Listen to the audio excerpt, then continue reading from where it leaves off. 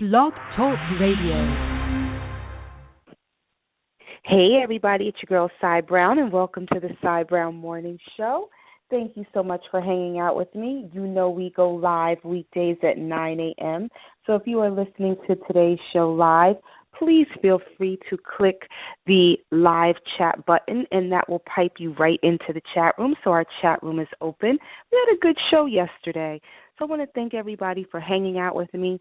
And as you know, I post all of the shows on my blog, cybrownmorningshow.com, or you can find us in iTunes. So I'm gearing up now for all of our holiday shows, and I shared with you yesterday that one of my big guests that I really want is Dolly Parton. And so today, this morning, early this morning when I woke up, I found her contact information online and sent a request to her media people, and I'm using my fingers in air quotes right now. And so we'll see what happens. But I am hopeful we can get Dolly Parton on the show. I want Dolly Parton, Nas, and Gladys Knight. So those are my three big gets that I want. So just keep your fingers crossed for me. Very quickly, just some housekeeping stuff. This weekend, I am hosting a fashion show. I don't have the exact address in front of me, but it is for an amazing organization. So that information is on my blog. Tickets are $50 a piece, and you can pay for them right online through Eventbrite. So Saturday I'll be hosting a wonderful fashion show. It's from 6 to 10 p.m., so you know that means I am going to be juicing, Juicing, for the next couple of days because I just found out last night that the colors are black and silver and they want formal wear. Well, y'all know I just came back from New Orleans about a week ago, and I'm still a little puffy from all that seafood and jambalaya and rice and dirty rice that I ate, so I guess I'll be in the gym on the treadmill trying to burn 1,000 calories. The things that we do for beauty. I guess beauty is painful. I don't know if that's the right word, but you know where I'm going with this. The things that we do for beauty sometimes. Today we are talking about the mystery of motivation. Now, I frequently share little fun stories, about client experiences and things like that. But I just felt it was necessary to really talk about motivation and why there's, some people can be really motivated and others just really can't. And so I've tried to pinpoint it and say maybe they don't have discipline or maybe they're just not committed. Whereas some people are just like, boom, boom, boom, they're on it. So I said, I really have to put some thought into this so I can share just through my own personal experiences what I feel about the mystery behind the word motivation. And it's really important for us to look at the science behind it. I mean, I can really get into left brain, right brain. Left brain is for people who have very strong math and logic skills, and right brain people are creatives. So then you have people like me who I would like to think that I am equally left brain and right brain. Like I toggle between the two. And what happens is left brainers don't necessarily need motivation because they know whatever they have to accomplish is the right thing to do. Whereas right brain thinkers, the creative people, they're motivated when they see something or when the spirit hits them or when they're inspired to do something. So for people like me who are left and right brain people, we get caught in a little bit of a conundrum. So maybe today's lesson is me teaching myself because I did a lot of research and just self-assessment and assessing my experiences with my clients to really pinpoint why there is a mystery behind being motivated. So I will share that I understand the complexities and what motivation means. Motivation comes from the place of desire and will. So let's just start with desire. Everybody can want something. Desire is want with an exponent. It's maybe not quite the 10th power, but maybe the second or third. It's a little amped up, a little more aggressive than I want something. When you desire something, it's in your belly. That's the place you start moving towards. I want a new car. I'm just saying I really don't, but, just for the sake of this conversation. And if someone says, I want a new car, it's almost said in passing. It's very transient. I want a new car. But when it becomes a desire, when it moves from a want to a desire, now that means you're putting a little bit more behind it. You're putting a little bit more action behind it. You're putting your energy behind it. You're putting your spirit behind it. Now it's moving to a place from, hey, you know what? This is something that I think will be really cool to. There's this knowing in your stomach, this knowing in the essence of who you are, that this is the place that you would like to move to. And so when that kicks in, that is a place where motivation, serves as the catalyst for motivation. But what happens is there's two pieces to that. From that desire comes will. And here is what I believe will is the differentiating factor, is a key, not a key differentiating factor between those who are extremely successful, those who are moderately successful, and those who are not successful at all. Everybody has wants and desires. I love the TV show $1 Million Listing, and I can sit and oogle over those houses all day. But the will is just not there for me to really attain it.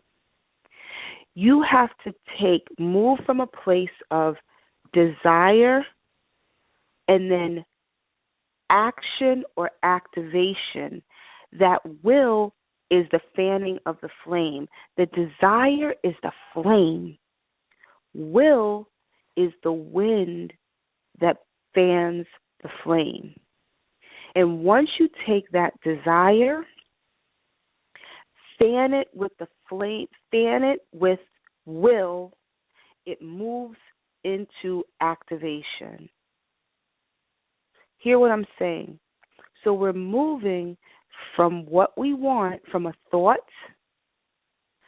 to action to activation. And that's where people fall short. That will, right there, those 4 letters, W-I-L-L. Because when you have a will for something, that means it's moving past a thought. It has taken up residence in your body. And now you realize that you're putting your plan together to have it manifest. Whatever that X factor is that you want, you're putting your will, your force, your energy, your thoughts, your spirit, your soul, the collective consciousness of those around you to manifest whatever it is you desire. Where your motivation comes from. This show is entitled The Mystery of Motivation. We have just demystified the source and the premise behind motivation. But where people fall short is their will is not strong enough to get them there. But for those whose will is strong enough, it moves them to a place of activation, and then you go back into desire, and then will, and then it goes into persistency, and then it goes back into desire, and then it goes into will, and then it goes into intensity, and then it goes back into desire and will, and then you have success. The desire and will must always be a constant at every level. The desire and will must be that constant as you move through each level. Let me explain it this way. When my clients get stuck and they're not sure that they want to press on, or it seems too difficult, or this weight loss journey is too challenging, I always tell them, Go back to your why. Why did you start this journey? What was your reason behind it? Focusing on the mundane will never get you to the finish line. It just won't happen. Why did you start? What was that spark that was ignited in you? Going back to desire, that moved you to will, that resonated with your soul, that you wanted to get from where you are to where you want to be. Go back to your why. And so what happens is when you take your desire and your will, that moves you into activation. And then you go back to desire and will, and that moves you into persistency. You go back into desire and will, that moves you into intensity. You go back into desire and will, and that's where you start to see success. Some people will question if rewards increase motivation. I don't think they do. I think it's a placebo. I think it's false. I think it's just a sugar pill. Because what happens is rewards cause action, but not necessarily motivation. People will say, I'm motivated by money. Not really. I don't think that's the case. Because what happens is if you're given a reward, it's not necessarily that it's increasing your motivation. That reward is putting you in a if this, then that scenario. If you do this, you will receive X. Doesn't mean you're motivated. It's not organic. That's why I call it a placebo. That's why I call a reward a placebo. It should not increase your motivation. We have to look at the reward as neutral. You know, I heard a pastor one time say if a drug dealer drops money, a $50 bill on the street, and then an old lady or just a lady picks it up and puts it in the church basket, is that dirty money? Is that dirty money? Was the money gotten from illegal gains? Was it a bad thing? Should the church accept it? Well, of course the church should accept it because it's if the $50 bill is totally neutral. In the hands of a drug dealer, it can be part of illegal activities, but once it moves into the church, it's now going to be used for much better things. The intention has changed. So that's how we have to look at rewards. Rewards are neutral. You should want to do something whether the reward is there or not. Now, a reward is not the same as victories.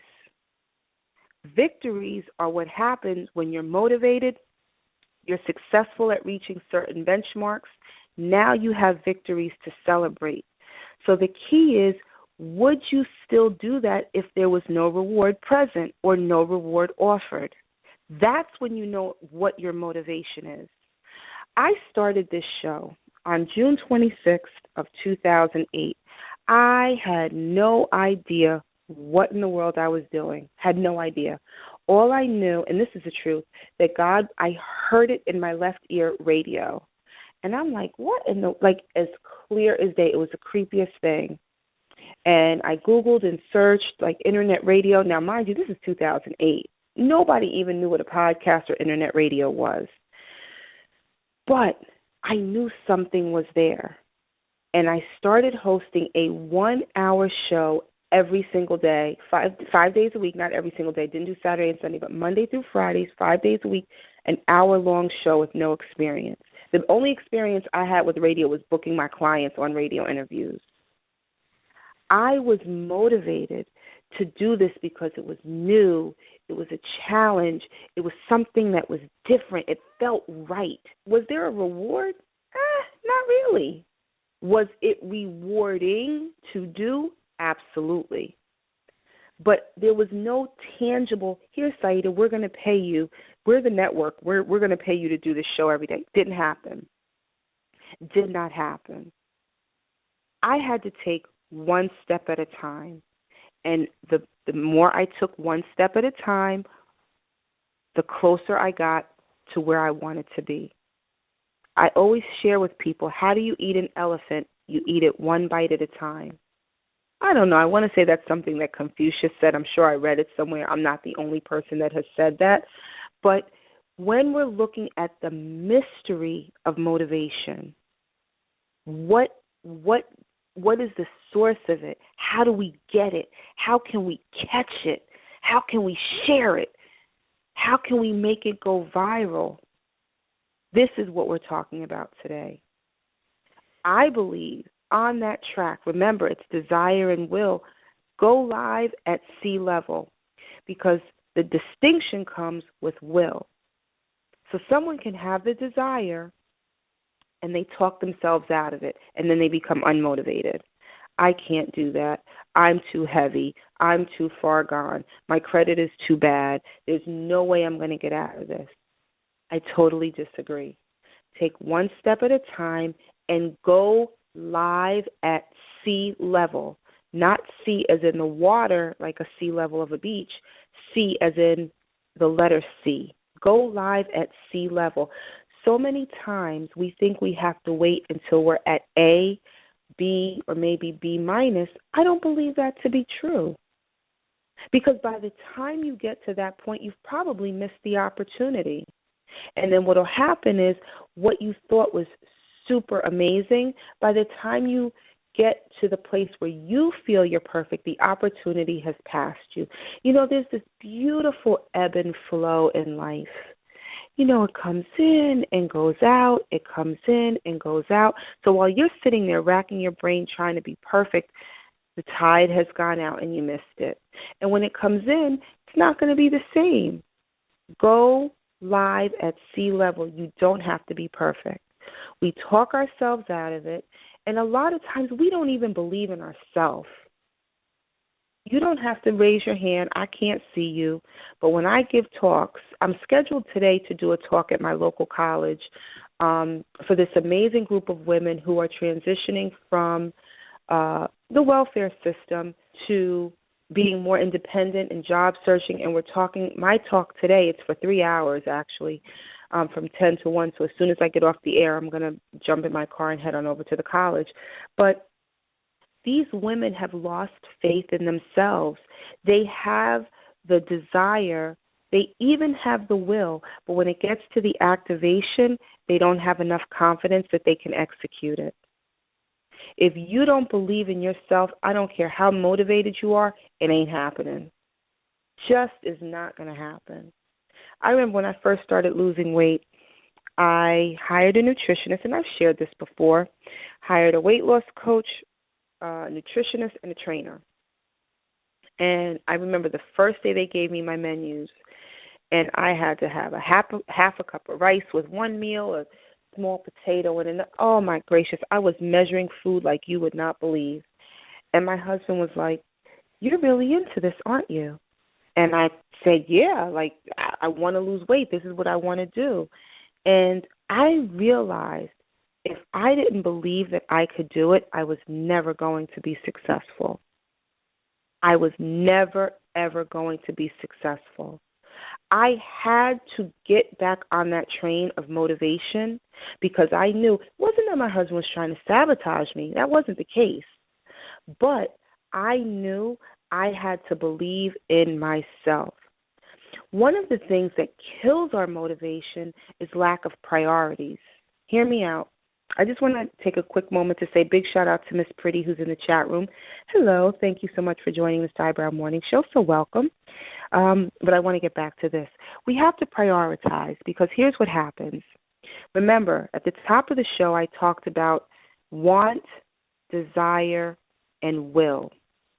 It is so easy to get derailed. Hear me now. It is so easy to get derailed. If you do not prioritize whatever it is you have to do, whatever you're motivated to do will get put to the bottom of the list. It has happened to me. I've seen it happen to so many people when they're so close to success. What happens is their priorities are not in order. When we wake up in the morning, to be really honest, Sunday night at 6 o'clock is when my work week starts. Sunday night at 6 o'clock, I'm finalizing everything for my show, going over my calendar. I even have team meetings at 7 o'clock on Sundays sometimes. Because if I don't start my week, if I don't wake up Monday morning, hear me out. When you wake up Monday morning, you should already know what your week looks like. And there should be time allotted for hiccups. You have to prioritize your time, because what can happen is little things happen. We had on our refrigerator, I said this yesterday, I had to put a sign on my refrigerator for my children. Lack of planning on your part does not constitute an emergency on mine. And I swear I would be trying to get a report done or get something done or get ads or things done for the show.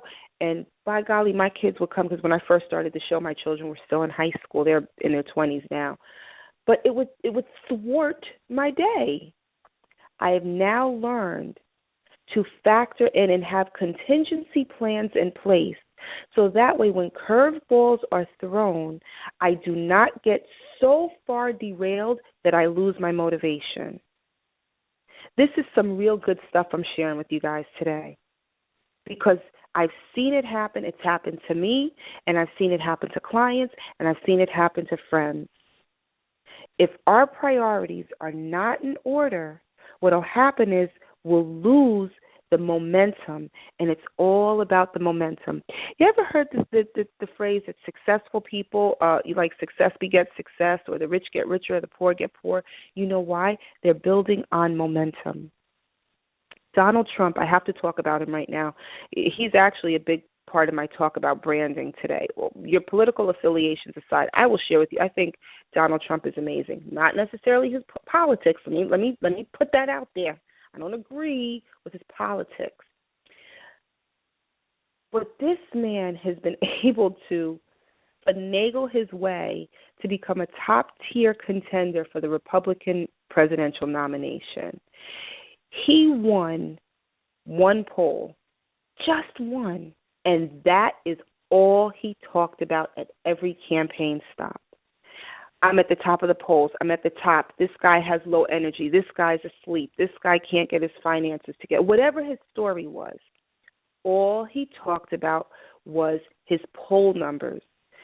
So he went in with extreme precision that that's what he was going to talk about. That's the place he was going to stay. He was just going to rock his two-step right there. So what happened was it started to catch steam. So I'm sure at some point people were like, wait a minute, he's ahead in that poll. Yeah, you know what? They started looking at him in a different way. And so now he started to become more successful, even if it's just in numbers only. But we have to look at this. And what did that do? Remember, we're going back to our formula. The desire, the will equals and led to the activation. And after the activation, he was persistent, which led to the intensity, which led to success. And this whole formula just kept repeating itself. And now here we are, probably 125 days or maybe 150 days into his candidacy, and we're like, what in the world? How did we get here? I don't know what Donald Trump's motivation is. And really, you know what? Whatever your motivation is, truthfully, should be private to you. Because everybody doesn't need to know everything. Everybody doesn't need to know everything. Whatever your motivation is, that's your motivation. But what I'm saying is you need to take one step at a time and make sure you believe in yourself. And when you have a stronger belief in yourself, it makes it easy to prioritize. Yesterday's show was about saying no. So I'm hoping you're seeing this trend here. When you believe in yourself, and I talked about this yesterday, saying no to someone is really saying yes to yourself. Because what happens is when you have time set aside for yourself and you have your priorities in order and you know who you are and whose you are, when people come at you sideways, it becomes so easy to be like, you know what, that's not really a good fit for me right now. Thank you for the opportunity, but you know what, that's not really a good fit for me right now. It makes it so easy to say no. And what happens is when we're looking at what motivates us and what fuels us, and we have certain priorities and things in order, we are going to be more successful. When we work with a level of precision, we work with a level of excellence, we try not to deviate, we don't look left, we don't look right, and stay the course, the motivation feeds itself, and it gets bigger and bigger. Your chest gets a little puffier, your walk gets a little more brisk, your shoulders start to, your back is arched a little bit, and you get this, your countenance changes. That's when you can start celebrating your victories, because now you are experiencing the physical manifestation of your spiritual motivation, and you celebrate every single victory you can. I don't mean go out drinking with friends. I'm talking about give yourself a little pat on the back. What's critically important is rest, and we don't put enough emphasis on the fact that our body needs rest. Arianna Huffington has been, at least for a year, who is the founder and editor-in-chief of the Huffington Post, her platform, at least for the last year, has been about the need for rest and how we must allocate time in our day to rest and think and let our body rejuvenate itself. We can't keep going. It's impossible. We can't do it. We will crash and burn. You must give your body time to rest. And once your body is well rested and you feel at peace, you do the damn thing all over again. Press play and you do it again. The mystery of motivation, not really a mystery at all. It's really tapping in to all of those internal forces. Energy is such power. There is something to be said about the energy that our body produces. That is our power. You know, when your energy is electrifying, you feel that connection. Feel that connection with yourself and burn that energy to move your personal agenda forward. That's when you're going to really be successful. That's when you're going to experience success in every area of your life, and you'll be able to manifest it and actually see the fruits of your labor. Thank you so much for listening. This is such a passionate subject for me. I mean, this has been just a burning week for me, talking about saying no, talking about motivation, talking about success. These are the things that really get me going in the morning. I mean, I can talk about these things forever, but I felt in my heart that this was the right message to share at this moment. So I want to thank everybody who joined me in the chat room. Thank you so much. I did not chat much. Sometimes I just close my eyes and talk. I'm just kind of enjoying me being with you in these intimate moments. But thank you so much for listening. Always remember that we shall pass through this world but once. Any good, therefore, that we can do or any kindness that we can show to any human being, let us do it now. Let us not defer or neglect it, for we shall not pass this way again. Thank you so much for listening to the Cy Brown Morning Show, and I'll see you soon.